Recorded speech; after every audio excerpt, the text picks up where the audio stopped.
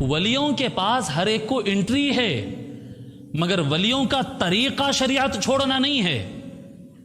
شریعت جو نہیں اپنایا نا، جو شریعت پہ عمل نہیں کرتا ہے، ولیوں کے پاس ان کو بھی انٹری ہے۔ شریعت پہ عمل کرنے والا بھی آئے، شریعت پہ عمل نہیں کرنے والا بھی آئے، اجازت سب کو ہے، ہکال نہیں دیتے۔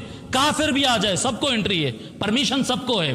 لیکن ولیوں کا طریقہ یہ، ارے بابا وہ مفتی صاحبوں کے باتوں کو چھوڑ جی، ارے میرے پاشا وہ مل صاحبوں کے باتوں کو چھوڑ، وہ اونچے پینچوں کو چھوڑ، وہ داڑھی رکھنے کو چھوڑ، وہ سب وہ چھوڑ، نہیں نہیں نہیں۔ حضرت جنید بغدادی کون ہے؟ یہ سید الطائفہ، ان کا لقب ہے۔ حضرت جنید بغدادی کو کیا کہا جاتا ہے؟ جیسے امام سیدنا شیخ عبد القادر الجیلانی الغوث العظم جی، سید شاہ سید محمد حسینی گیسو دراز رحمۃ اللہ علیہ جی، بندہ نواز، حضرت خواجہ معین الدین چشتی غریب نواز، ایک ایک کا ایک ایک ٹائٹل ہوتا ان کے کام کے لحاظ سے، کام کے لحاظ سے۔ حضرت جنید بغدادی کا ٹائٹل کیا ہے؟ سید الطائفہ، یاد رکھ لیں آپ، سید الطائفہ۔ سید الطائفہ ان کا ٹائٹل کیوں ہے؟ طائفہ کیا ہے؟ طائفہ کہتے ہیں گروہ۔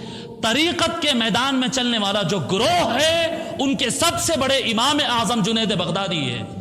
طریقت کے میدان میں چلنے والا، میں آپ کو بتا رہا ہوں، دنیا کے کئی کونے ایسے ہیں جہاں پر اہل العلم حضور غوث پاک رضی اللہ تعالیٰ عنہ کی طریقت کو نہیں مانتے ہیں، ایسے لوگ، مگر جنید بغدادی کو مانتے ہیں۔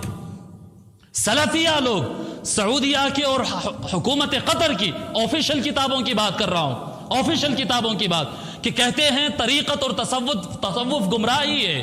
ان کے پاس تو گمراہی ہے نا، طریقت اور تصوف گمراہی ہے، ہاں، مگر جو طریقت اور تصوف جنید بغدادی بتاتے ہیں اس سے ہم کو اختلاف نہیں ہے۔ سمجھ میں آ رہی بات؟ اہل تصوف کا میتھڈ، جیسے جو حنفیوں کے پاس سب سے بڑے امام کون ہے؟ امام اعظم ابو حنیفہ۔ فن تصوف، طریقت کا میدان، احسان کا میدان، تصوف کے میدان میں سب سے بڑا امام مانا جاتا ہے، مدون تصوف سب سے بڑا مانا جاتا ہے جنید بغدادی رضی اللہ تعالیٰ عنہ کو، سید الطائفہ۔ وہ جو سب سے بڑے ہیں طریقت کے میدان کے جی، تدوین کے اعتبار سے، تدوین کے اعتبار سے جو سب سے بڑے ہیں، وہ فرماتے ہیں مذہبنا ہمارا طریقہ کار، یعنی ہمارا طریقہ کار مطلب شافعی حنفی نہیں ہے، سلفی شیعی نہیں ہے، ہمارا طریقہ کار مطلب قادریت، چشتیت، نقشبندیت، سلسلے طریقت، سلسلے طریقت، جو بھی طریقت ہو وہ سلسلے طریقت کیا ہے؟ مقید بالکتاب والسنہ۔ طریقت کا میدان، خانقاہی نظام، یہ قرآن اور سنت کے ساتھ کنیکٹڈ ہے، اس میں بدا ہوا ہے۔ فمن لم يقرأ القرآن ويكتب الحديث لا يقتدى به في طريقنا۔ جو انسان قرآن نہیں پڑھتا ہے، حدیث کو نوٹ نہیں کرتا ہے، حدیث نہیں لکھتا ہے، میدان طریقت میں اس کو مرشد نہیں بنایا جاتا۔